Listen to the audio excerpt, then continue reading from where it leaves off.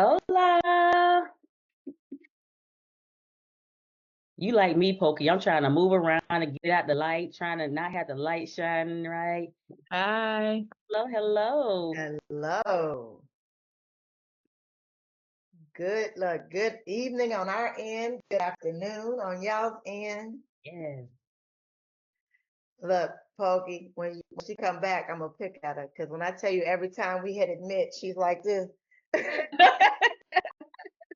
Pokey, I'm talking about you. I'm talking about you. I'm talking about you. I say every time we hit admit, you always look the right there. Yes. Oh, let's see. How's the weather out there? Raining. Mm. Yeah, it just stopped raining here. Now the sun is coming out.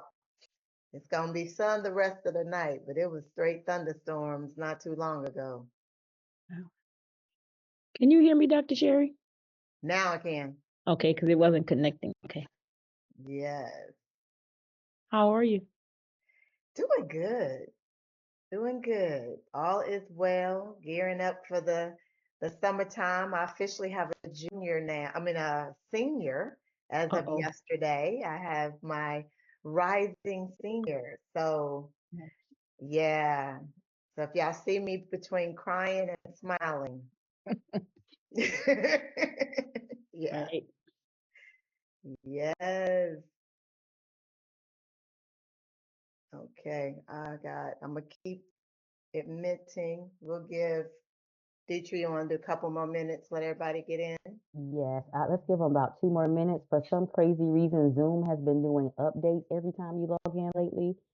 So if you haven't logged in a while, it might send you to an update. Hello, everyone. As you're here, I will go ahead and warn you, start thinking about what you have done with the information that we shared on the last session, which was almost a month ago. So when I do ask the question, you won't have that surprise look like, oh, you won't have to give the O face. So go ahead and think about it. Yeah, like that face too. Like the face you just like that face. Ebony, don't come on here fixing your hair. We see you. I forgot the video was Don't on. don't turn the video off now. We've seen it already. We've seen it.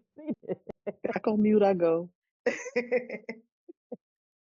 Now, I will say, unless you are absolutely butt naked, we ask that you turn your cameras on.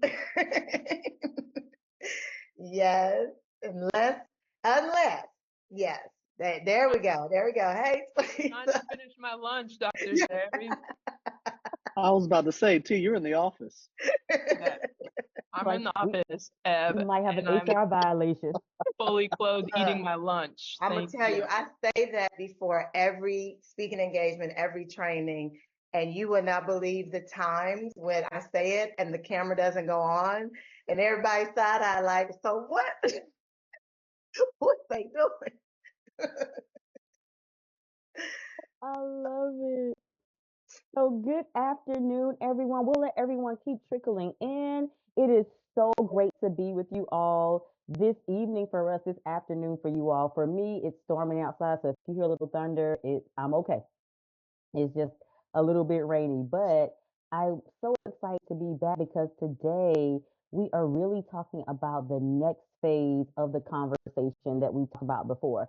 So last week we talked about last month. Can you believe it's been a month? I know. It's been almost a month since we last talked. That's how long it's been. But the last time we talked about mindset. Now, I want to hear because one of the things the charge I gave you all last time is that learning happens when change in behavior occurs. Learning happens when a change in behavior occurs. And we had all these epiphanies. We saw the light bulbs going off, and y'all were making comments like, "Ooh, this is good." So I want to hear from you all. What did you do with what we discussed the last time? What was your change in behavior? What have you seen and what have you done with it? So I'm going to stop sharing really quickly. And you all know I feel very comfortable calling on folks. So I'll let you volunteer first and then I'll pick some people. So you may volunteer or be voluntold. Who would like to volunteer? What have we done since we talked about mindset? Mm, Nick.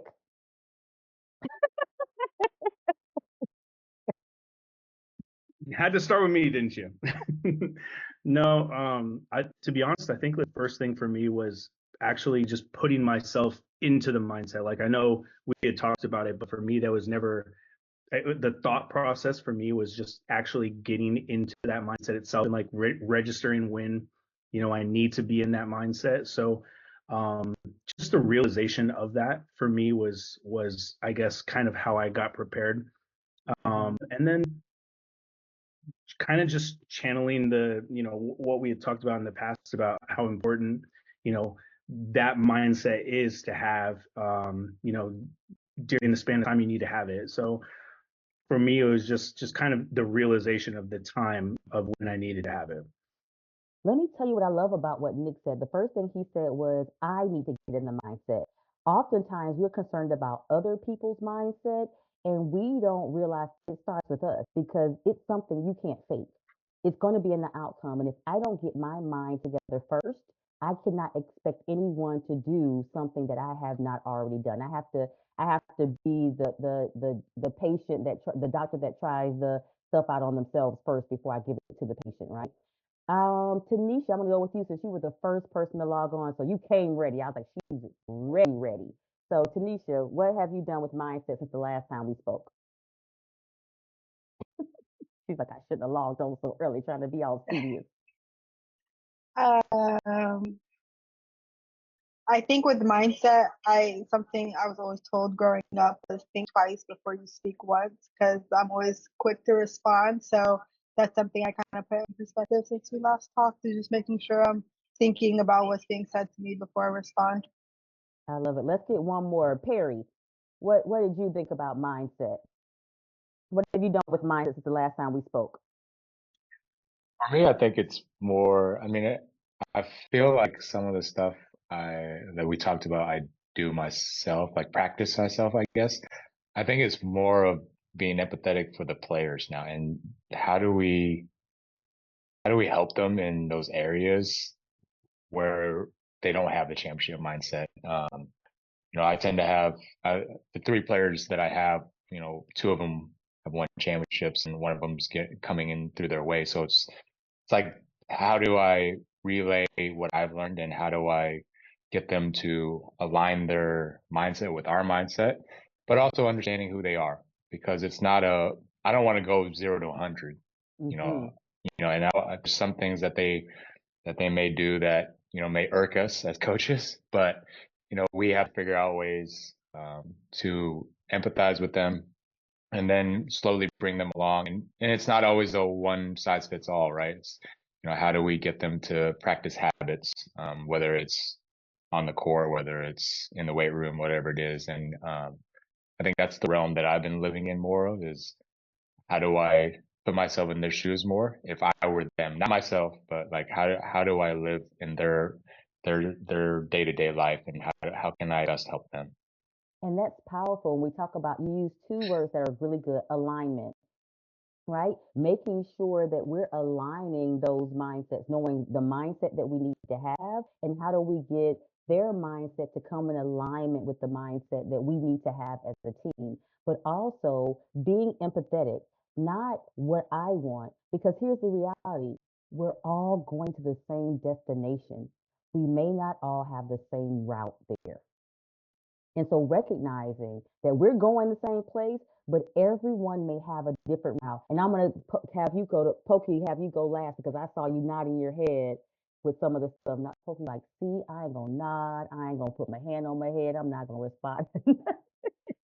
Pokey, you were nodding your head on that. Tell me about what you've done with mindset since the last time we spoke.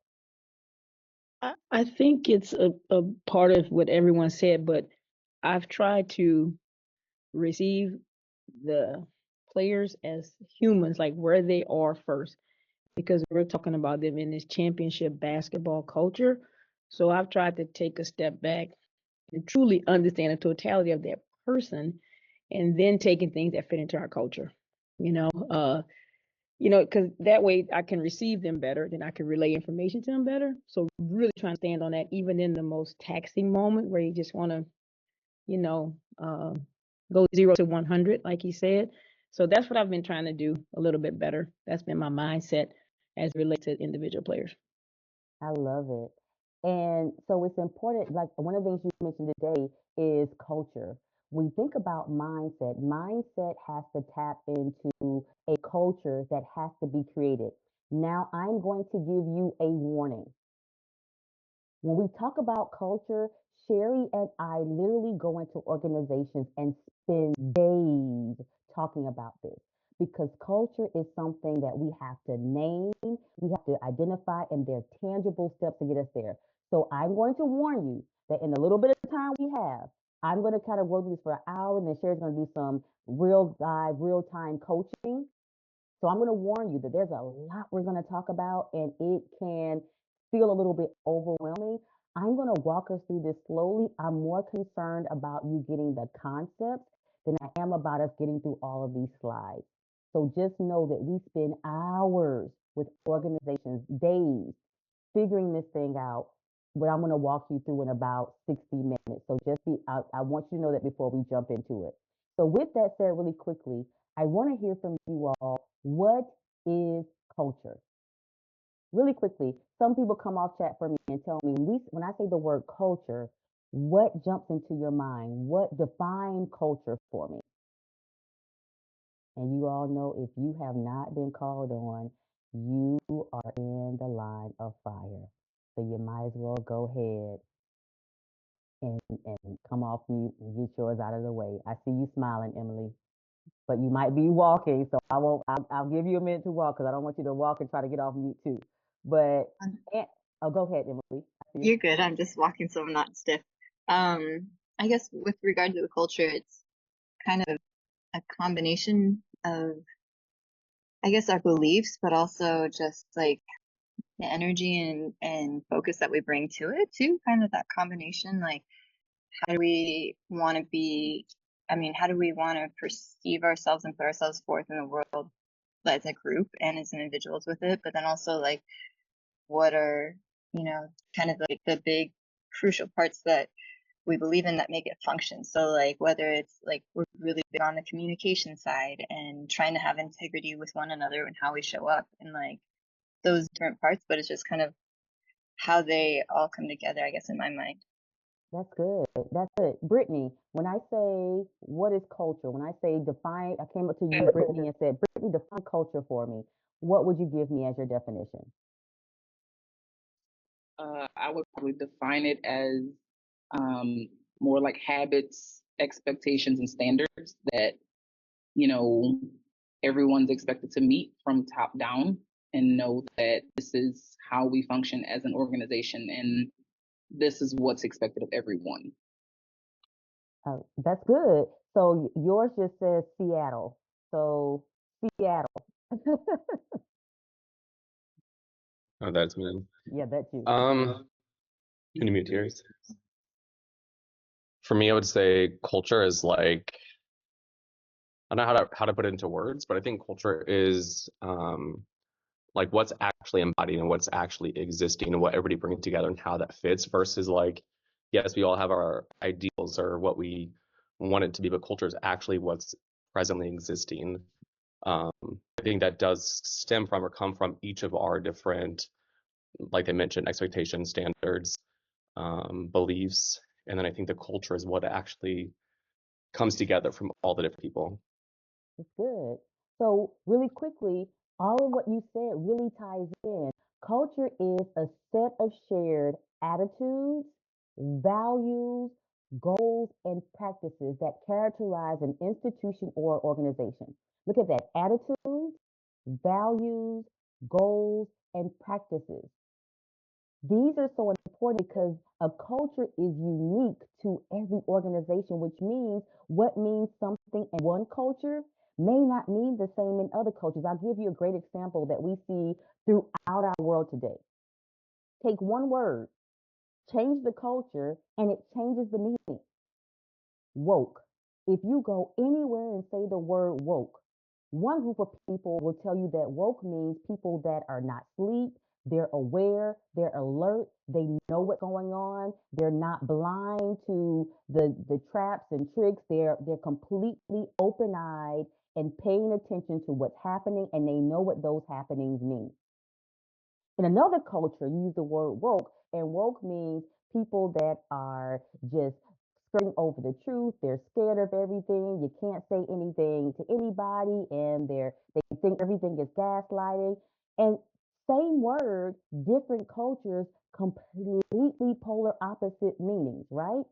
And it's about those attitudes, values, goals, and practices, right? And so you have to be mindful that the culture you set is going to be determined by all of these things. Now, here is the difficult part of culture. Most people are unintentional about establishing their culture. They say great things. They say wonderful, shiny, brave things about their culture, and they have done nothing intentional about their culture. Not saying where you are, but other places. Not even you. I bet you have a friend. Raise your hand if you have a friend that works somewhere that said, we put our employees first. That was the culture. The culture is an employee first culture, except none of the attitudes, values, goals, or practices put employees first. Your friend. How many of you have had a friend that works somewhere that said, oh, we have a culture of safety, and nothing in that place was safe? Oh, we have a culture of inclusivity, and nothing about the organization was inclusive, right? Culture has to be intentional, and there is a culture being established whether you are intentional or not. And so the question is, what are our culture statements? I'll give you some examples of culture statements and what those organizations are doing, those values, those actions, those practices that actually support the culture they say. How many of you all have heard of public supermarket? Type a yes in the chat for me if you've heard of public supermarket. Yeah. Public says we have an employee centric culture. What are their practices? What are their values? Well, if you don't know, Publix is an employee owned company. That means it's almost like a co op. The employees are actually the owners of Publix. So they realize when I'm at the register, this is impacting my ownership share because this is not their store. This is my store. They really have ownership. And on top of that, because they're employee centric, they have an internal job matching software for employees, which means before a promotable position is posted, it goes through an internal software, and any employee at Publix can put their information in that software, and it will alert them to a position anywhere in the US that is public, will be a promotion for them that they qualify for.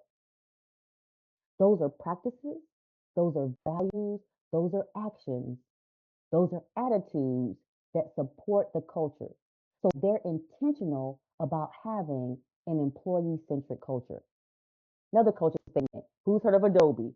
You probably signed some contract in Adobe. You probably done some photo editing in Adobe. Adobe says they have a value of rest, recharge, and refresh.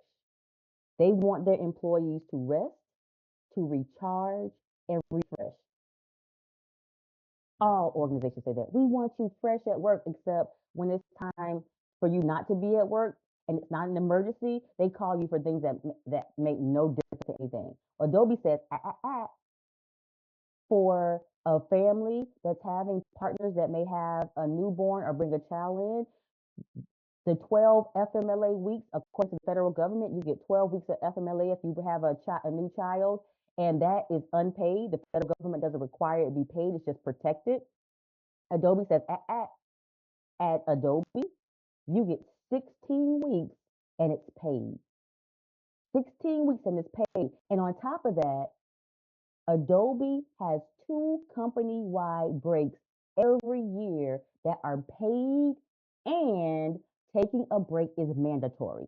That means you are punished if there is work that goes on during those breaks, right?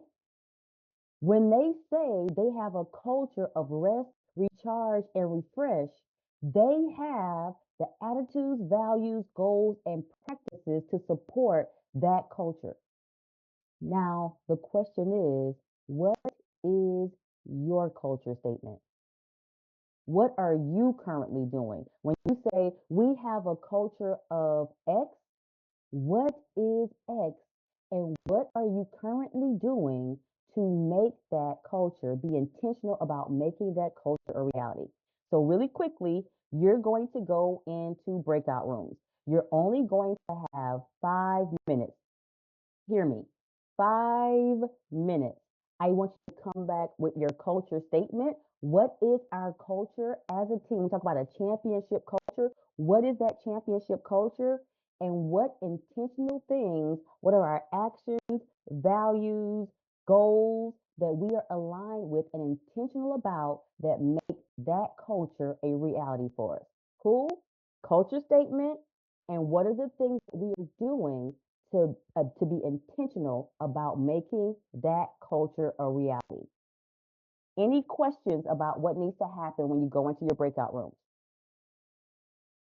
No, ma'am. Cool. One last time. Culture statement. And what are you doing to be intentional about making that culture a reality? All right. Let's do it really quickly. You should get a notice saying that your breakout room is ready. 5 minutes.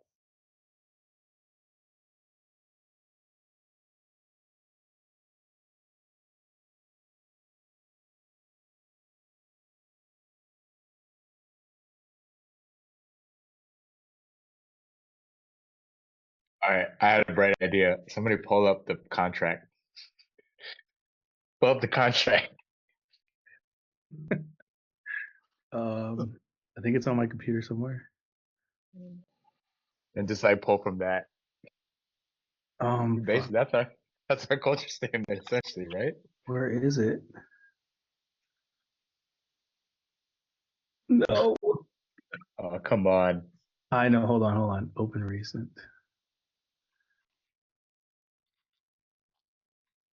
All right, what are we doing about it though? I guess. I mean, What was the beginning? So we what was it? are. I didn't hear the beginning of what y'all said. Oh, I was saying that we're gonna try to use the culture statement to come from the contract the players. Hey, what is it? What's on it again? It's like being I on did. I don't think I time. have it. Oh shit. Who printed it? Damn. All right, we gotta write something then. We are dangerously disciplined. One of I'm them, I'm one of serious. them is holding the players accountable. I don't have it. Our competitive character, and what we are doing is, even when it comes down to PD, we are challenging them each and every day. And We're gonna make this real broad. I think we need to say like the accountability, not just for us, but for the players as well. Like using that word is strong. somebody writing. Yeah, I'm gonna do the culture statement. I'll say the culture statement and then I'm gonna do the what are we doing about it? Nick, Nick, you got it. What do you want me to say?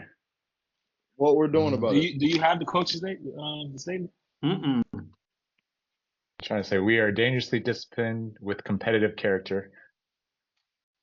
I'm just gonna make some shit up right now. I'm looking, but I don't have it. But no, it's like it still falls in line. We already literally did a culture statement, so it's not like it's wrong. It's like it's literally what we said. You want me to run down the locker room? Take it off the wall. Character. We are dangerously disciplined with competitive character. What else do we say in that? There's something with alignment because remember like synergy alignment. We're alignment with our core principles. We are in alignment with our core principles. And then what was the other one? Oh, we gotta say them too? The core four, right? Go like, what are the core principles? Core four. Is that the being on time? All right. Be on time. Be on time and present. Be respectable. Be coachable, and be a great teammate. Boom. There we go. Be coachable. And a great teammate. And be a great teammate. And sorry, what was the fourth one? Shit, we got 2 minutes. It was on time and present, respectful, coachable, great teammate. Oh, that's right. Respectful. Okay. Be Is respectful. that the core principles too? No, the on-court non-negotiables were share the ball, multiple efforts, and then bad body language and excessive complaining. What was the three? So like, what's another word? So I want to say we are dangerously disciplined with competitive character. We are in alignment with our core principles, name them. And then what should we say for the three? What was the three? What was the three called? It was something. Well, that's like our call to action, and we can enforce this by telling them to like share the ball, have multiple efforts, not have bad body language. That's like what we can do to tell them to do. We will. So you want to say that? So you can I'll say that. I'll say that. Okay. Yeah. Say we try not to show bad body language also. Yeah. We do. What we do each and every day is we bring in the energy to do that. You got that, Nick? I got it. Positive body language from us. I got that. Way to work. I got that. We hold ourselves accountable. Way to lock in, fellas. Yeah. I was actually hoping. I was hoping it's us four. I was like, collaborative. I'm just gonna cut all that. I can't believe I don't have that document somewhere. I need to go take a picture of it because I need to type that up. I'm going first. I'm gonna go first too, so no one steals it. If anybody uses it, I want to use it first, so no one. Yeah, and then I'll say I'm going first. Yeah. Oh shit! Love it. The note taker is in here too. Yeah, who is that? The note taker is just writing down shit that we're doing. Probably. She's writing all this down right now. We're writing all this down. Hey, look it up. Yeah, we're gonna get in trouble because they know what's up. We did all the work already. Yeah, we did. There's no there. The facility. Yeah. There's no way nobody else thought this though. Like, there's no way Eb didn't be like, pull up the contract. Big facts. Eb definitely did. Yeah. This meeting is being recorded. Y'all laughed because I got cut off right in the middle of a conversation, didn't you? Ebony said victory. Like just in time. We just at the finish line. And all hear Eb through the walls anyways. It doesn't matter. Like we'll just steal what they're saying. We can hear them talking. I can hear exactly what they're saying. Awesome. So let me go with my first group first. Anna, Drew, Pokey, Talisa, and Tanisha. What did you all say? We talked a lot about like the first step is prioritizing who comes into our culture, and understanding that there's a trust and respect for who they are at their core, and that by bringing them into our group and allowing them to be who they are adds tremendous value to the rest of our group and our culture, and that part of that also is giving them the opportunity to develop and grow and invest in them, and we operate in a space of belief in each other and respect and trust, and I think that allows everyone to maximize who they are and contribute in their various roles to our group. So listen to me. What this group said and what Talisa expressed for the group is so important. I can't tell you how many times Sherry and I will talk to teams, and it's like, what culture do you want? Well, we're trying to figure it out. Let me tell you something. If you don't know what culture you want, you will not know who to let in and who to keep out. Because everyone is not going to uphold your culture, and that has to absolutely be a part of it. You look at people like, no, we want upstanding women in the community to come and be a part of this. We just don't want people that can hoop well and they're horrible people, because that's going to be toxic for the team. But knowing what you want and what your culture is will absolutely allow you to know who do I let in and who do I keep out. And we don't have a dog in the fight about which one it is, but you need to know. You may say, yes, I don't care about your character at all. As long as you come in here and hoop, it is what it is. But the other side is you have coaches that are like, I got to work with these people. Do not bring anybody in here that's going to make me punch them in the throat. We don't want those problems, right? Y'all see Ebony's face like, but also one of the things we said, action statements. We want people to grow, which means intentional action. We have to invest in them, right? Which is about belief, respect. So, what do we want? What is our goal? And what are the action items that we have to be intentional about doing to make sure they can do that to achieve the culture we say we want? Good one. Group number 2 is Monte, Nick, Perry, Sherry. That's Sherry Fathom, not that one. And Tibbs. Monte, Nick, Perry, and Tibbs. What'd you all say? Hold your laughter for the end, right? We said we are dangerously disciplined with competitive character. We are in alignment with the core principles, being on time, being respectful, be coachable, and great teammates. Nick? When you all were out, Sherry and I said, if somebody don't come back and talk about what happened at training camp, it's gonna be a problem. It's gonna be problematic. Cause y'all know we have it. We're looking at it. And she said, Deetra, if somebody don't come, I said, I already know. It's going to happen. Someone's going to do it. So with that said, you have that, but what are your intentional actions? Your first thing was, what is our culture statement? And the second question was, what are the intentional actions we're taking to get that culture? What are the intentional actions? So, we want to hold our players to a certain standard of excellence. And so what we do, we can create non-negotiables for them. Things like sharing the ball, having multiple efforts on each possession, making sure they don't show bad body language. And that it can also come from us to, coming with a positive attitude every day. So that's very important for us. I love how you're reading it like you just thought of it. And can I just highlight real quick what Nick just said, the last piece he said, because so many times we get so locked in on the product on the court, i.e. the players, that we miss what Nick just said, is that accountability is for the players and every piece of the organization. Like every piece, every person, every element on in this organization.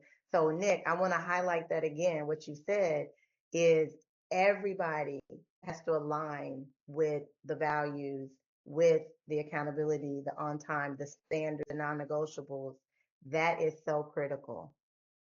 And let me tell you what else is critical, that when I saw what you all produced, that I said, oh my gosh, if I were there, this is exactly what I would have said. It is so critical to have non-negotiables. It is so, and because when you establish the non-negotiables up front, we don't have to ask the question when we're presented with a problem. That's a non-negotiable. The last thing you want to be is in a tight spot, have to figure out, is this allowed or no? No, that's a non-negotiable. We don't need to question it. It's an automatic no. So I love that you all have the non-negotiables. Group number 3, Brittany, Ebony, Emily, and Coach Noel. What did you all come up with? You're like, see, they stole our thunder, because that's exactly what we're going to say. No, we're a little bit to the left on that topic a little bit. Yeah, we didn't use dangerously disciplined at all.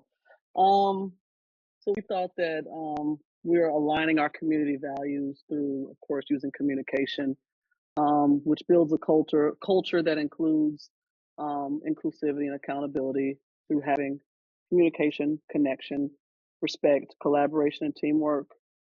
Some resilience and grit when it gets hard, focus and discipline just to hone in, and continuous learning and growth, and of course, leadership and accountability in all those areas. I love it. I love it. And this is what I need you all thinking about. We often talk about this when you all come to these sessions. These sessions are about getting the wheels rolling around thinking, but the real work happens after the session. Because as you can see in every session, we leave you with a thought process that we expect you to go out and put into action. It doesn't really work if all you do is come here, hear us, engage, you have some laughs, you feel like you write some notes. It doesn't mean anything until you leave here and put it into action. And so what you said is wonderful, but here we talk about what is missing, and this is why we're here today. It's not just having a culture statement, it's really establishing how culture is created. And that's what we spend hours talking about. That's what we spend hours and days with companies and teams on. How do you actually create the culture? And it's four ways: communication, radical honesty, consistent practices, and accountability. The good thing about today is we don't have to spend a lot of time on communication because when we get the schedule together, Sherry and I are coming out and we're going to do a whole session with everyone, team, you all, everyone on communication. So we'll spend a lot of time working directly on communication. We won't spend that much time here. But in that area, we want to make sure that there's clarity. When I go around and I talk to teams about where the breakdowns happen, where the conflicts happen, where the fights happen, it's often around a lack of clarity. Everyone is not clear on what the goal is. Everyone is not clear on what my role is. I saw that in some of your work also. What my role is. What am I supposed to be doing? What do you expect of me on the court, off the court, as it relates to team leadership? What is, be clear. And often I say there is not so much doing right and wrong as there is understanding and misunderstanding. And clarity eliminates the misunderstandings that we get caught in so often. And what we'll talk about when we come from communication is effective communication. You can talk all you want to. You can say a bunch of stuff, but are you being effective? And lastly, and I'm rushing to communication because again, we'll spend a whole time with you on that. Communicating early and often. How many of us know people that only communicate when when you've broken the last straw? This is the one that broke the camel's back. And that's when you start every communication with them is a blow up. And you're like, well, how long have you been holding on to that? When were you going to say something? Communication has to happen early and often and consistently. But let's start with our next one where I really want to spend time: radical honesty. Before we move forward, I want to be expressly clear that radical honesty and rude are not synonymous. There are too many people that will lean into, well, I'm just telling the truth. You sure you just telling the truth? Or were you just trying to be rude? I'll give you, and let me show you what that looks like. Some examples. Radical honesty is, you know what? I've seen your best, and this just is not it. Rude is, you suck. We could see the same performance, and both of those things can be true, but one of them is radical honesty. The other one is just you being mean, right? Because guess what? Radical honesty gives me something that I can take action on. Rude just gives me your opinion. And now Hold on, Deidre. Say that again. Say that again. I think, did everybody write that down? Stop. Everybody get their pen. Everybody get their phones. Everybody get their notes. Everybody get their phones. Because this is so critical. So critical, especially in the heat of the moment. I like what Pokey said earlier when Pokey said, I'm learning how to see my players as not just my players, but also my people and players. And I've had to learn how to see them so I communicate in that way. But here's an absolute tool, because sometimes Pokey is going to get so intense, you're not going to be able to just hold it in, right? This is an actual tool on how not to just hold it in, but to absolutely speak and communicate with radical honesty so that it's not personal, it's a part of the growth in the culture. Mm-hmm. So Deidre, say that again. Radical honesty, and Sherry's right, this is key. Radical honesty gives me something that I can take action on. It's probably, and I want to ask you all a question. Type in the chat for me, come off of mute and tell me, why do you think it's not just honesty, it's radical honesty? Why do you think I say radical honesty versus just honesty?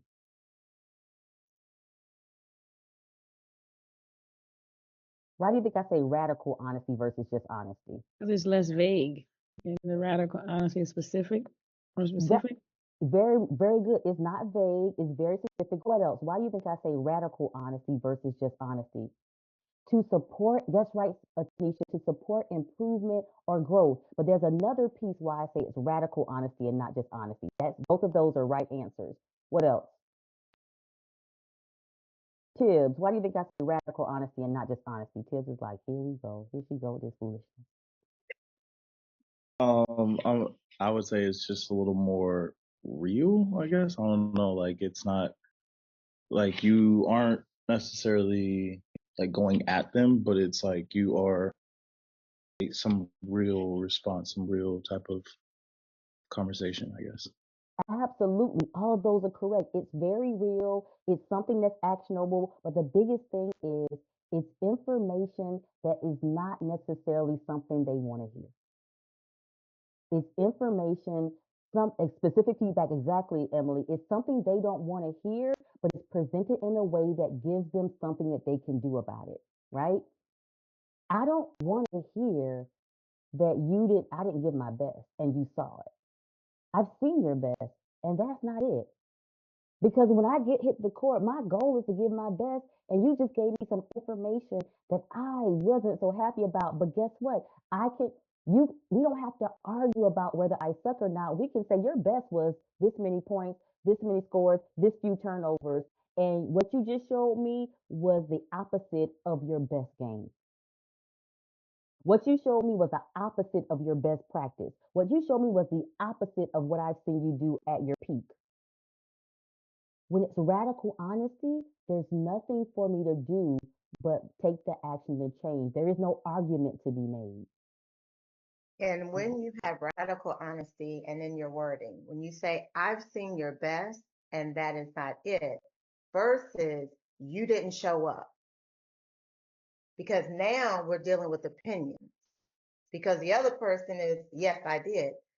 You didn't show up is not speaking into that is what you're identifying as the other person's belief in themselves versus what you absolutely experience. I've seen your best. They can't tell you they haven't. No, you haven't seen my. Who's gonna come back and say no, you haven't? But if I say you didn't show up, they can say yes, I did. And now you're debating something that wasn't even the point. Because the point in radical honesty is to continue to grow into the culture to get to that place of winning and getting to that place of alignment as a team. Good. And this is one last thing because I think you all have it, but you made some key mistakes that did not help us win the game versus you are the reason we lost the game. Because they're looking around like this was a team effort. I mean, I can own that I made some mistakes, but if everybody else did exactly what they were supposed to do, we probably would have won. Right? That's arguable. And instead of getting to the thing that you need them to change, instead of having them focus on the actionable, tangible item that they can do to show up differently and play differently and do better the way to show up as their best, we're now arguing about something that neither of us can actually change. You made some key mistakes. Now I have a question. What were those key mistakes? Oh, here are the tangible key mistakes you made. I can do something about that. You're the reason we lost. Now I'm going to argue you down. Right? Radical honesty is information that they may not want to hear, but it gives them the tangible things they can do something about. Here's what I often tell people when I talk about radical honesty versus rude. It is a difference between receipt and rebellion. If you give me radical honesty, I may not want to hear it, but I can receive it. When you're rude, all you're getting me to do is rebel. Now, I want to show you a quick example of a scene that I love when we talk about radical honesty. And it's something that I've posted, I played it, I actually love her. So I'm gonna let you see it really quickly, and we'll talk about what happened, why we call this radical honesty. And type yes in the chat for me if you can hear it. Boys, I'm not mad. I'm just really disappointed because you guys gave me buy-in before the game in the change room that you'd be able to control your players. So did you lie to me, or is it something you can fix from now? Thank you. Speak to both your teams. Thank you. What we saw, what you didn't see at the beginning, was their teams, it's football, their team started fighting. She pulled them to the side and she said, I'm not mad. I'm disappointed. Radical honesty. When we met before the game, you promised me you, as the leaders of this team, could control the teams. And radical honesty, that didn't happen. Radical honesty, that makes me question if I can trust you. 3, 4, radical honesty, can you allow me to trust you again? She gave them action stuff. This is what you said. This is what we agreed to. This is the part of your bargain you didn't hold up. We need that bargain back. What are you going to do? I sat there and was like, you know what? If that was me, I would have cried. I would have preferred you been mad.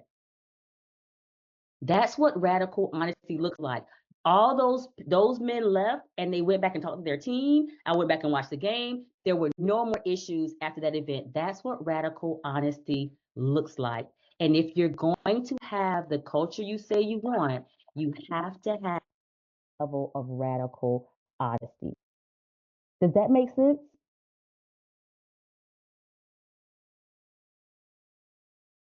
So when I say that, let's go to Ebony. When I say radical honesty, what does that look like for you all?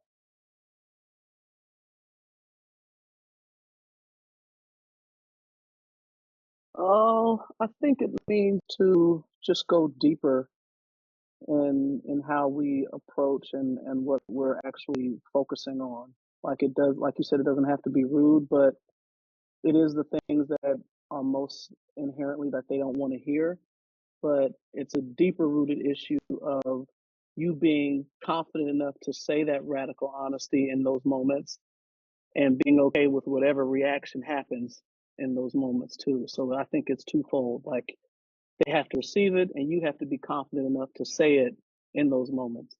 Absolutely. I think it was Tanisha earlier that said she learned to think twice before she spoke once.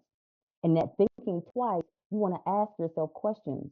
One, is this something they can take action on? And 2, is there data to support what I just said? One, is this something they can take action on? And 2, is there data to support what I just said? Because in those heated moments, you suck just flies out. That's on the tip of the tongue because now I'm upset and I saw what you did and I know you can do better than that, and now I'm mad. But can they take action on it? And do I have data to support when they challenge me? Do I have the data to support it? The next part is consistent practices. You become what you do consistently. Out of all the 4 things that's required to build a culture, this one is the one, these last 2 are the ones where I see teams do the worst. Because those consistent practices have to start with you all first. Before it ever touches the team, it has to be you. And these consistent practices are the things that you determine are the things that you all have to do to build the culture you say you want. It is so easy and comfortable to go back to the way we've always done it. But the way we've always done it will give us the team culture we've always had. And that's not what we're aiming for. We're aiming for something different. But will you be consistent when it becomes uncomfortable? Will you be consistent when the one you like the best does something out of line? Will you be consistent when your favorite? Will you be consistent when the person that you actually don't like? Because let's be honest, we're human beings. There are people we just don't like. Will you be consistent when it's a person you don't like? What you do is what you become is what you do consistently. And the last one is accountability.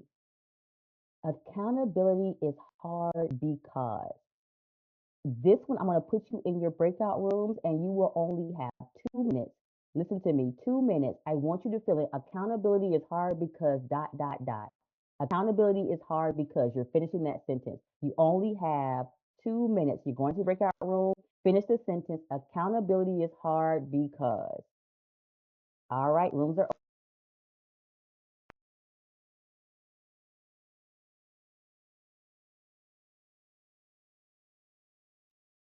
Same gang. Now Yeah, Tibbs take this gets one, fellas.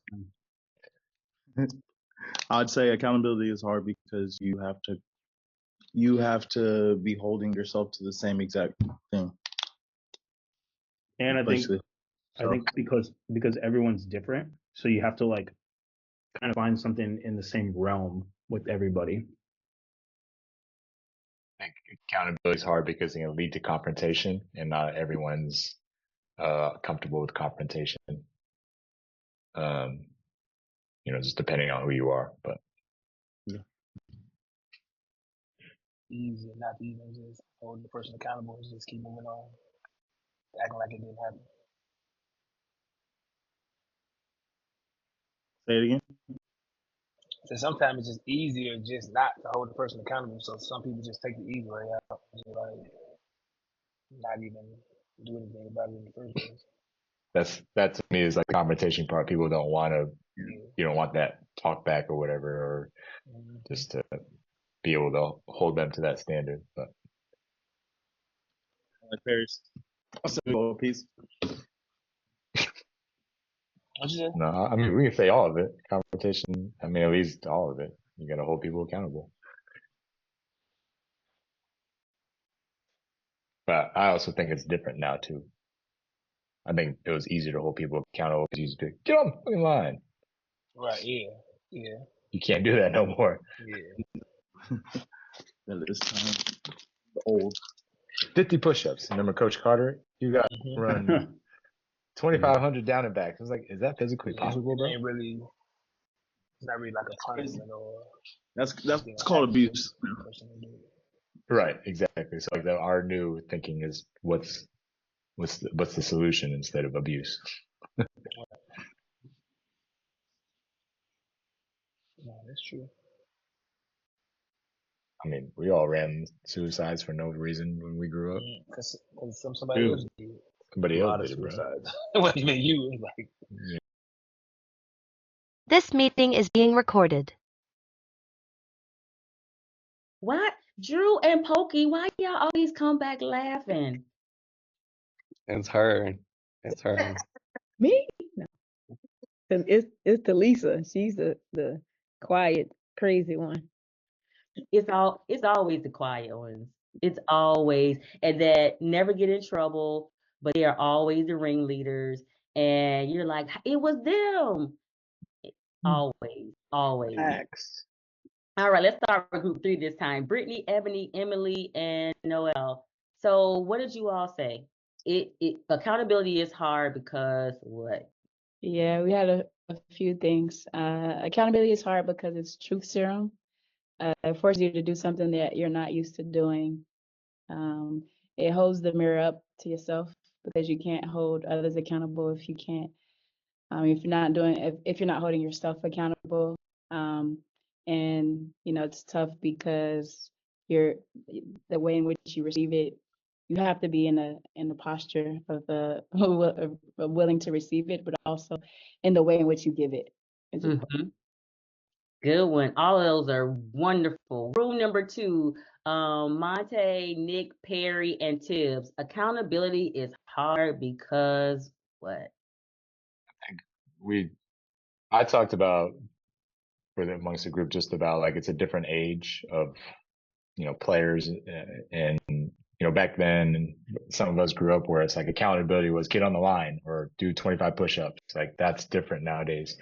And so now I think the conversations shift to having hard conversations. So some coaches, the ones that are not as successful to me, they aren't able to have those hard conversations. So accountability leads to confrontation sometimes, and that's what people don't don't want to see and they don't want to feel that. And that's why you see less accountability, because it can potentially lead to that. And the hard conversations are something that people are sensitive to. So that's where kind of we landed. Good ones, good ones. Last group, Anna, Drew, Pokey, Talisa, and Tanisha. Accountability is hard because you can't ultimately force anybody to do anything. You know, you can encourage or hold them accountable. Like, they have to ultimately decide that they want to make a change. And then at the same time, you have to, I think we use the frame, you have to live it to expect it. So you have to kind of be doing the same thing in order to expect somebody else to be doing that as well. Yes, you all hit so much on the head, because gone are the days of do as I say, not as I do. Gone are the days of you can come at me any old kind of way and I'm supposed to accept it. Gone are the days of you should just be happy to be here. Those days are gone. And here's the thing, good riddance. Because what we really need, the hard thing about accountability for most people is that accountability is exactly what Coach said. It's a two-way street. You can't tell me that my stuff is all jacked up while being all jacked up. I'm not receiving it. I am not receiving it, because physician, heal thyself and then come give me the medicine. Right? And so it's a two-way street, because now I recognize I don't want to hold you accountable because I don't really want to be accountable. I often laugh with the meme that said, when I said I wanted to be held, I did not mean accountable. Right? It's hard work. And also, who amongst us, there are a few, but I'm looking at you all, you're like a pretty nice group. No one wants to give someone bad news, and accountability feels like giving someone bad news. But let me tell you how nice accountability is. Accountability is your only way of helping someone else maintain their integrity. Accountability is the only way you can help someone else maintain their integrity. And everybody wants to be integral. Well, most people want to be integral. And you have people on your team that are women of integrity. But accountability is simply, I am making sure that you do and that you did what you said you would do. That's all integrity is. Accountability is simply you saying, I am making sure that you did what you said you would do. And so when we change accountability from I'm giving you bad news to I am assisting you in maintaining your integrity, it gives us a new spin that makes us more lean into it more, right? It gives us that spin that makes us lean into it more. And here's the last part of it. I don't care if you don't. You can't hold me accountable if I know you don't care. One thing Pokey said earlier is we have to see them as people. If you don't see me as a person, it tells me you don't care. So why would I care about what you care about when you don't even care about me? And so accountability is hard because we have to do all those things. We have to be the example we're talking about. We have to care about integrity. If we're going to help somebody maintain their integrity, guess what? I have to be integral with my own word. And then I got to go the extra step and actually care. So it can be hard because it pulls a lot out of us, right? And so if we want to have a culture of accountability, we have to maintain those things. And that's why accountability can be so hard, right? So I'm going to jump really quickly. Culture cannot be created without accountability, but I want to talk about this culture statement. This is going to be your homework. So before we jump into the coaching piece, where Sherry's going to get you all talking, because I want to give you all this information so you would have it to pull out when Sherry jumps into the coaching with you all and get you all really talking about this stuff and what this looks like when we leave. Sherry, we're going to make sure that you get this, but this is what I want you working on, and I am going to ask about it. We already know that, integrity. We're going to ask you about it the next time we see you. So when you start working on that culture statement, using the stuff that you developed at training, start working on that culture statement so you can create those intentional action items. You need to find out, using the way you build culture, one, what needs to be communicated and or communicated differently. This is an intentional action. What are the opportunities for radical honesty? And how do I better prepare myself to be radically honest when I normally would have been rude? Now, this takes having radical honesty with yourself. Moment of transparency. I have rudeness running through my veins because I will tell you, I'm blunt. I don't sugarcoat things. What I had to learn was I was using my straightforwardness as an excuse to not take the time to say things in a way that they would have been received better. That's the Dietra thing. And so I had to be radically honest with myself and say, yes, you're honest, but you take that honesty and turn it to rudeness, which no one receives. You want people to receive and not rebel. So what are the opportunities for radical honesty, and where do you need to change where you show up as rude? 3, what practices need to be implemented and or changed? And accountability, who needs to be held accountable, how they need to be held accountable, and what does that accountability look like? So when you all collectively work on this culture statement, here are the things you need to be thinking about. What's that culture we want? And how do we use these 4 things of building a culture to really begin to have tangible actions that we are taking and that we are giving to the players so that we can have this championship culture that we say we want? Any questions around that? All right, now Sherry's about to get y'all asking all the questions because it's coaching time, and I'm glad it's y'all, not me, because it's hot seat. So I'm gonna go on mute, and Sherry, it's all yours. Now, I need radical honesty in this moment because Deetra asked, who has a question about what we just went over? And every last one of you guys should have raised your hand. You want to know why? Because this information should have prompted some questions, because that meant there was a actual thought around, how do I apply this? What has happened up to this point that I need to take this information and apply it moving forward, right? So, who has a question around what we just talked about? I'll go. Just a little guidance on, like, say it's real time and it's pressure packed and it's in game and I need to be radically honest in a moment that I don't have time to really think through the Rolodex of which way I'm going to go in this conversation. What's the best practice to apply some pressure or accountability in those moments so that they're able to receive it and understand that it's coming from a loving place. My voice might be a little bit elevated or it might not come out right, but I'm saying the same thing. I'm trying to get to the same spot. So what is your best practice for just those pressure packed moments of communication, of radical honesty, and not sweeping something under the rug that needs to be talked about in a moment that we don't have much time to decipher all of the hierarchy of bullet points that I need to get through? Evan, yeah, that is such a perfect question, because one, it starts before the heated moment with 2 minutes to go in a game and a critical possession, right? That, what you just asked, starts now, right? Because with all of this information, you've got to learn not just one way of delivering it.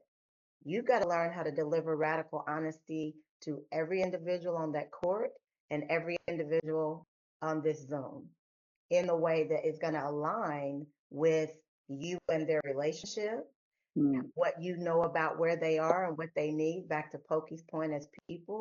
And that's where the real work comes. See, all of this that we've went over is easy to understand logically. It's the application that takes the work, because there's no one set way, because everybody receives, everybody's dealing with different stuff. So one, you start it now before that moment, right? Mhm.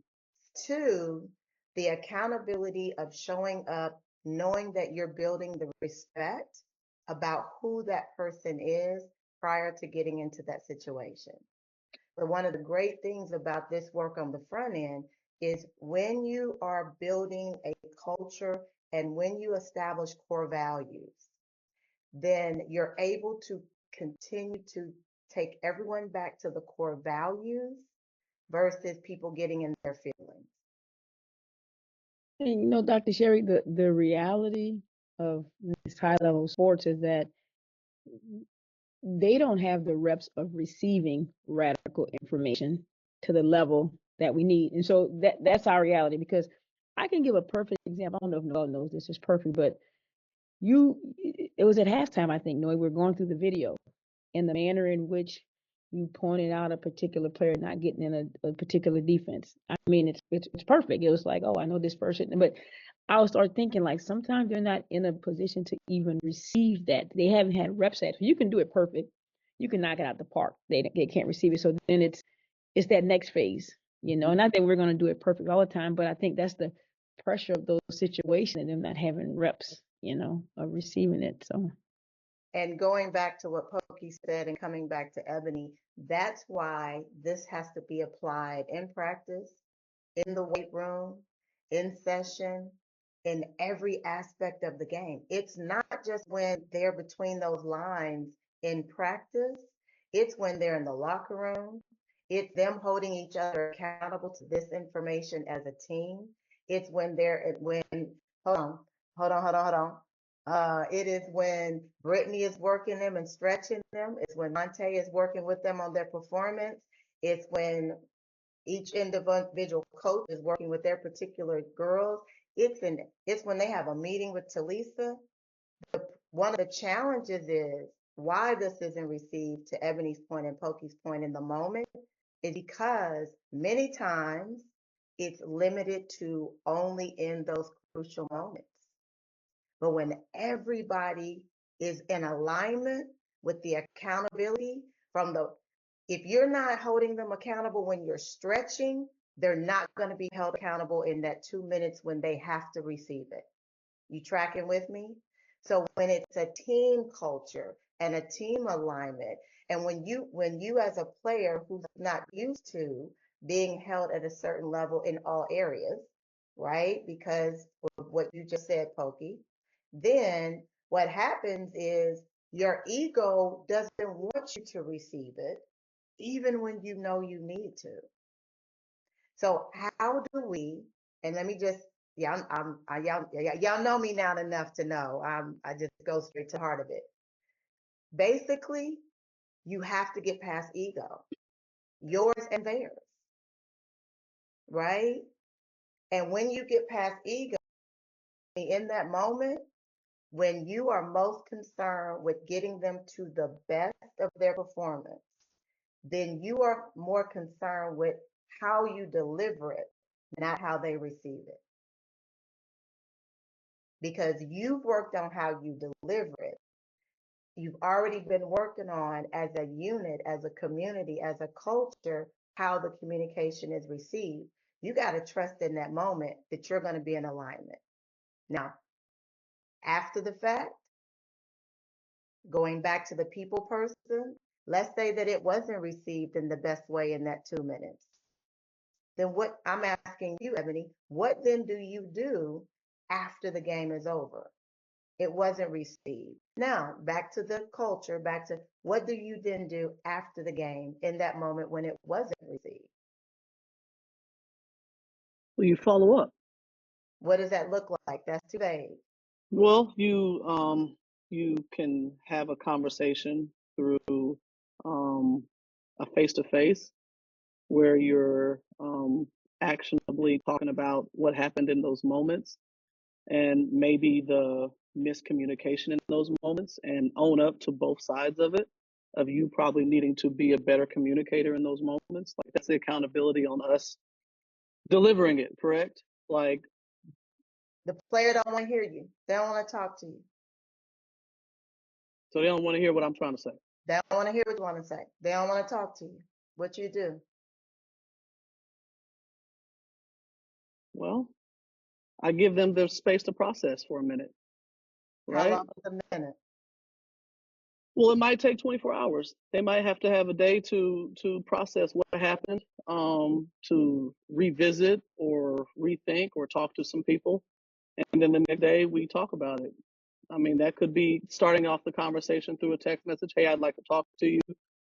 And then getting to the gym and having a face-to-face. I feel like everything has to be a face-to-face. I don't really like text messages because everything could be misconstrued in the text message and tone, to where we could be two level-headed adults and have a conversation, in my opinion. I And think so, getting to know the player, like I think, Noel from the off season done a good job of implementing planting seeds for us and then also watering it. And then you guys, add to it throughout the season. I think in Ebb's thing, like us getting to know what player needs 1 minute, what player needs an hour, which player not going to leave the gym until they talk to you, and kind of seeing it that way. Like we kind of know who might need a day, and just kind of getting a run of who needs what could probably help us too. You know. okay, I want to hear Perry and Noel. I want to hear you. Same example. I want to hear you guys' thoughts with that as well.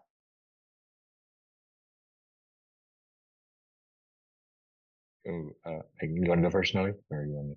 Okay. You got it. You got it. I mean, I think I've had that issue before, and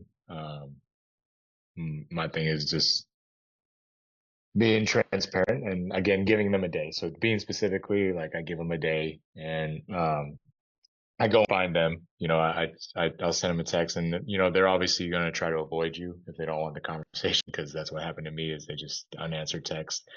So I seek them out, and it wasn't like aggressive. It wasn't nothing bad. It's just, hey, I just talk to you, man, and just on a human level, and trying to talk with them, like making them realize that I'm for them. Like there's nothing I'm trying to do that's malicious or anything.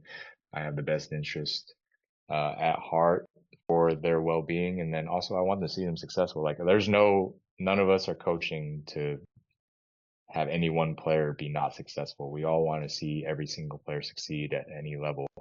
And understanding, getting that player to understand that even if maybe there was something said in the moment that wasn't, that they didn't feel that. So I think the way I handled it in that moment was not even talking about the situation, is just going back to like, hey, this is what I've done for you. This is what I have the best interest for you. I show up for you every day. I watch film with you every day. I'm early to every single workout, so I'm one-on-one with you, and we're building this relationship. So the hope is that this one off doesn't affect our relationship moving forward, and that we can continue to work as professionals, and help you get better and get to where you need to be as we move along. And Perry, can I love on you hard for a moment? Sure. Right?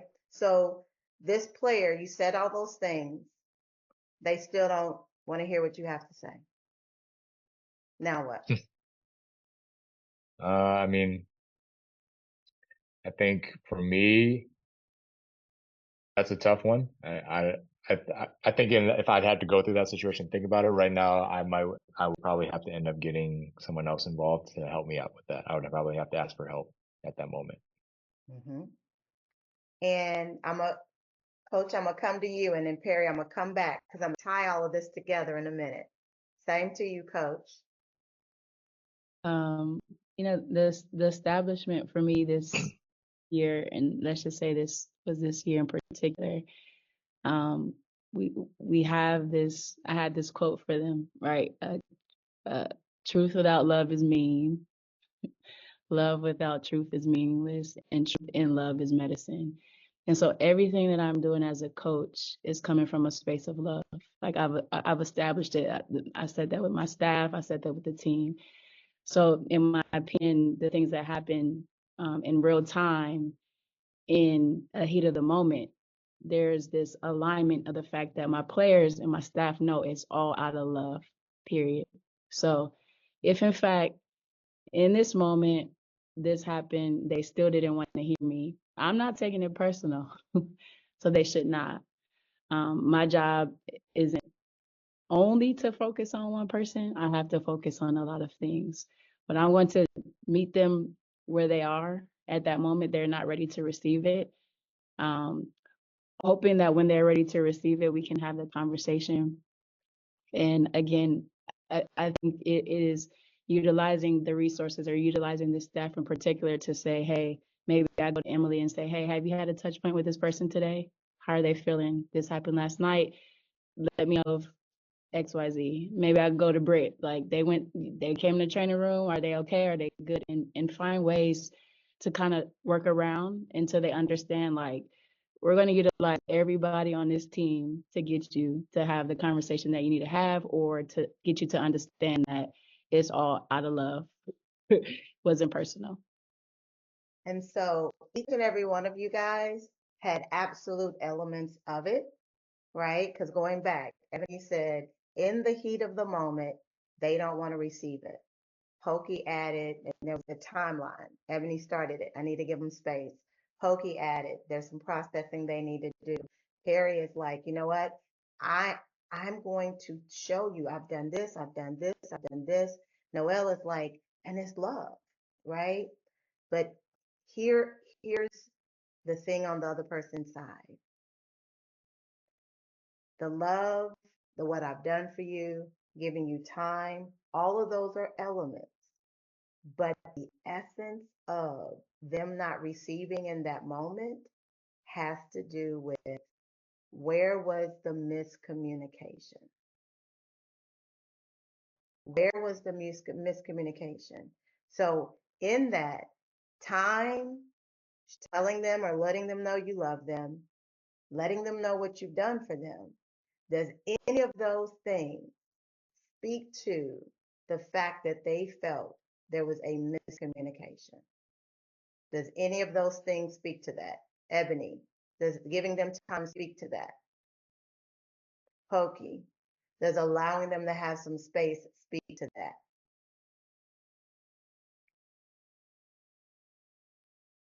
I don't know if she heard me. Can you guys hear me? Yeah. I didn't know if it Does was Carrie, rhetorical or not. sharing with them how you've been there for them, how you supported them, does that speak to that? No. Coach, letting them know you love them, does that speak to that? Miscommunication, no. No. And so in that, the essence of it is, how do you get with that specific person to that place of what was the miscommunication? What was, and here's how I really want to break it down. What was the miss, MISS, in that moment of communication, miscommunication? Because here's the thing, Ebony, everybody's trying to get to the same goal. But for whatever reason, in those 2 minutes, I keep going back, I'm using that example, there was a miss in the communication. There was a miscommunication. Only thing I'm highlighting is letting them know you love them, giving them time to process it, allowing them to have accountability with other people, and or showing them you've been there for them, doesn't speak to what the real issue is. There was a miss in the communication, right? So give me an example, and if we can be real transparent. Coach, I'm gonna come to you. Noelle, give a real life example. This is a sacred place, right? This is a sacred place. We are here to get real practical tools, real application. Give an example where there was a miss in the communication so we can really dive into that. I'll take the one from last year. We'll take Mercedes. And we'll say, everyone knows in this group that she was going up and down last year. And we got to a point where I said, we have to get extra workouts in. or else you're not gonna play. Mhm. And Emily wasn't here. We had another strength guy here, and he informed me maybe a few days later that she did not get the workout in. And so I didn't play her. And when I spoke to her again, there was some miscommunication around the fact that she didn't show up to the workout, but she did a workout, but I was told she didn't and she didn't play. So that's kind of the most, is it, did everybody remember that example? Yes, no, yeah. So that's kind of the one I could think of most recent. If Mhm. anyone has another one, let me know. We could talk about another one. Any other ones? This one. So in that, how did you get to the miss in the communication? How did you get to the heart of it? I had several conversations with her. One was a how are you doing conversation, and that's when this expression of just like she doesn't feel great. The second conversation was, okay, here's how we transition to the progress. This is what I need from you in order for, you know, this court on court and the game stuff to happen, your on court in the weight room, all of that stuff has to improve. Got agreement there. And then my last communication was after that. She didn't do the extra workout. And I was like, yo, I said, if you don't do it, you're not going to play. And she's like, oh, I didn't know.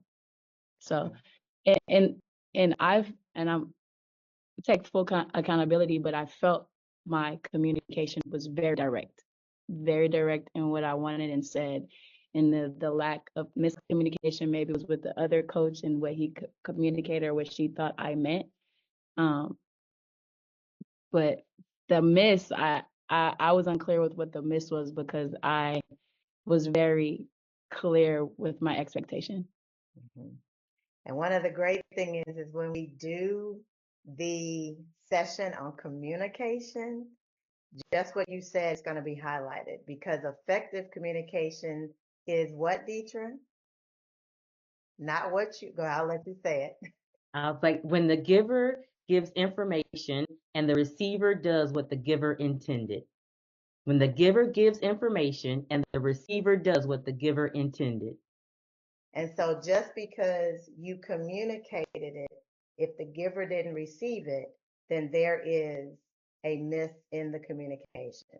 And I'm So again, I have a question. If I say, if you don't do this extra workout, you will not play in the game, what was received?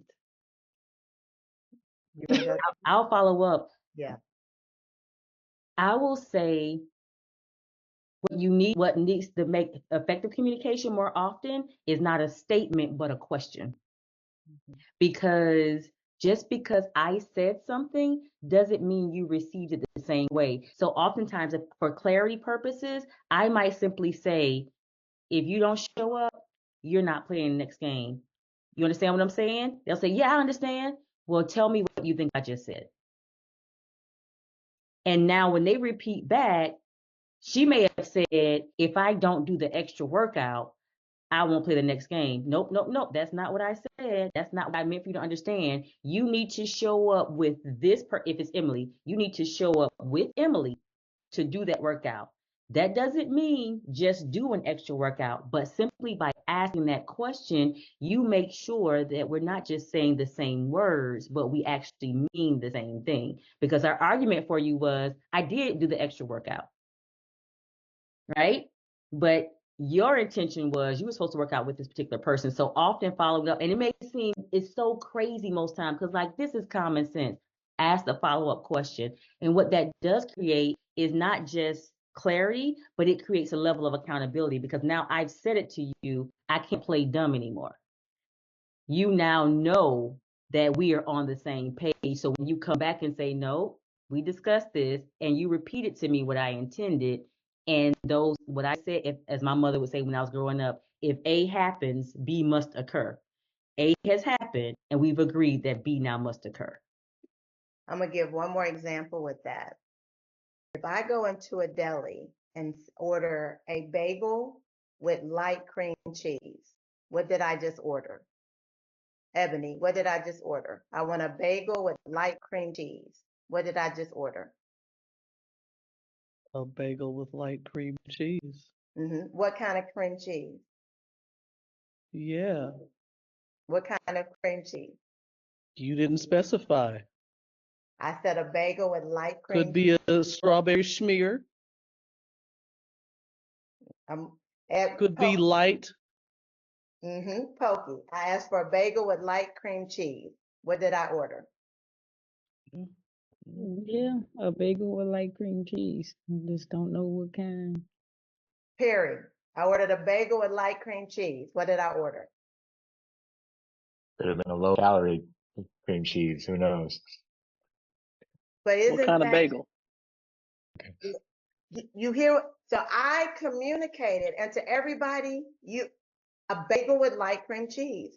But did I ask for calorie light cream cheese, or was I asking for quantity light cream cheese?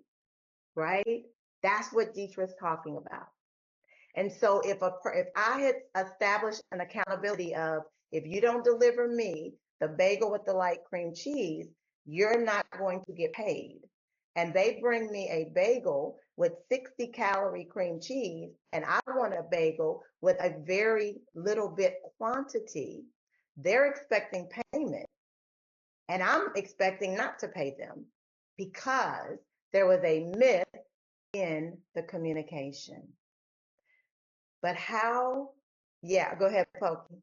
No, because I safe space. I want to be in this real world. Like to me, the last piece of this communication with Noel was the final piece. I'm not saying we couldn't be more clear, but there were actionable steps in conversations, and all players aren't created equal in their understanding or their interpretation or being ready to receive stuff. 99.9% chance that couldn't have been misconstrued with this particular player we're talking about with Mercedes, because Noelle gave her an option to work out with one of her coaches who was there in the gym with her. So I'm trying to, and I so get that, but I guess I was sitting in and listening to the very direct conversations Noelle was having with Mercedes, and I'm like, I don't know how else you can say this. And it was over time. This wasn't like 1 day, 2 day, 3 day. It was like, I'm aware of how your body feels. You need time for your back to heal. I'm not pushing you. So those things. So, and sometimes, just in trying to have some positive feedback or meaningful feedback for her, that's why I'm giving it to you, because I know this is a build up over like a month and a half. And it culminates in this one moment. And, And I will say, with this real life example, we're not eliminating the responsibility of the receiver, that they were accountable to what was delivered directly to them and there was an action, right? And if I was coaching Mercedes right now, I'd be saying something specific to her on the accountability side of receiving the communication, right? So please don't walk away in 4 minutes and go, oh, but we just took the responsibility off the player. That's not it. No, but and this is me specifically with Mercedes, that she was someone I was talking about learning her better. Like, how can I be here 2 years? I don't know your family background. I don't know what you like or what you do, So now I'm gonna get my hair color where she gets her hair colored, like because we made a decision in the off season, like outside of our top people, she's one of the most important pieces, because of, for a lot of reasons. So it's really for understanding. I'm being very selfish because that's something that, we struggle with. And maybe it's because we're still gathering information, and she seems like she doesn't want the attention, but she does. So we're still learning her as well, and sometimes they don't think they're not taking accountability. So it's not even about the blame game. It's just about understanding better to help her in those moments. Yeah, and I will tell you that, and this is just the truth of the matter. That is where a lot of the one-on-one coaching makes a difference, because you're able to get out of the what it could be and really dive into the heart of what it is. Why did you, and this again, this one example, did you know what coach was saying? I did. Why did you not then elevate to the level of the expectation? then we're going to dive into what that was. Because 90% of the time, it's not the surface level of the issue. It had nothing to do with the back. It had nothing to do with being disobedient to what coach asked. There's something so far from the game that affects the game, right? And so there's layers of what that would unveil that would absolutely have nothing to do with coach, nothing to do with basketball, and nothing to do with whatever that moment was. I didn't go do the training. And that's where the miscommunication in building the relationship is so critical. But let me just really wrap a bow on this. This is why the championship culture and the value statements are most critical, because when you absolutely stay in alignment with the core values and the culture, it takes the feelings out of it. And I'm going to read something that I specifically wrote for you guys. And with the 2 minutes we have, I want to read it to you on why this part is so important to the work that you guys are doing. The great thing about identifying core values and a championship culture is they empower individuals to align as a team and empowers individuals not to get in their feelings during the process of the coaches and the team growing into those core values. When you have the compass, when you have your GPS set on here's what we've established as our championship culture, here's what we've established as our core values. If elements of those are communication, connection, accountability, you guys said respect, belief, trust, then what that does is in those 2 minutes, Ebony, you're able to say, look, I need you to trust me right now because that's our core value. You take the feelings out of it. If they choose to stay in their feelings, you can't control that. But what you want is because everybody's been in alignment, everybody stayed focused from the stretching to the performance, to the shooting drills, to the training, everything, to film, to on the court, everything is the same message, the same message. So again, that practice of hearing it over and over and over, what you want is in that 2 minutes when it is critical, people don't get in their feelings. They stay aligned with the core values. When you're using Waze and you get off track, you trust Waze to get you back on track. That's what the core values do. You get out of your feelings. If it takes a second, it takes a minute, it takes 30 seconds, or it takes you to get back on the court. And what you heard Ebony say, that's the compass that gets you back out of your feelings. Ebony, did that bring some insight into your original question? Yeah, it definitely did. I thought it brought a lot of clarity to how I can better communicate in those pressure-packed situations. And like Pokey said, every player is different, and we know that. And we have to operate in that space of being direct, honest, and radical, but knowing who we are, who we're talking to in those radical, honest moments. Mm-hmm. So yeah, gotcha. Well, guys, we are at the top of our hour. Coach, you have anything you want to share as we wrapping up? I guess one last question with that is what I was listening to as you're talking is like the buy-in is so important. And I think with this group, we started this in the off season, staying connected as a staff because we knew our connectivity is going to have direct reflection on how we show for our players. But I guess now where I'm landing in a space of this is like there's so many different players and personalities, and we have to be mindful of that. But how do we continue? Yeah, a culture is going to be set, but we have to have consistent buy-in to that culture from these different personalities and players, and what does that look like? Mm-hmm. I want to tap in. I know we're just a smidge bit over time, but I want to speak to what Coach just said. That's really what we just talked about today.